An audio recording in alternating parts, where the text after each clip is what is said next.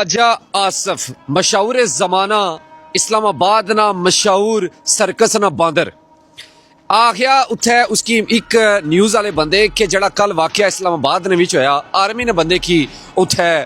मारिया ने पौड़िया ने क्या हने आना मेरा तकिया ही नहीं ओ पुत्र तू सब कुछ तकना है सब कुछ तू तकना है लेकिन हाली ये गल बा कि ओ माड़े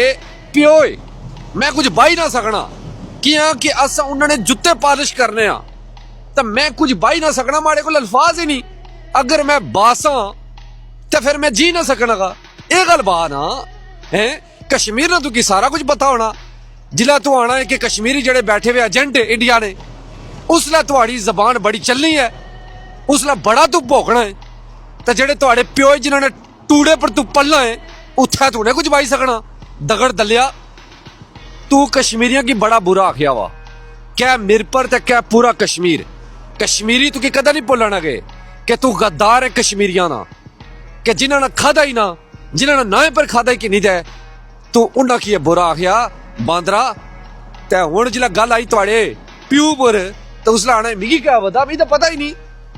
ए गल्लां चंगियां नहीं असां की सारा कुछ पता है कि तुकी पता है या नहीं ए गल है सोनियो।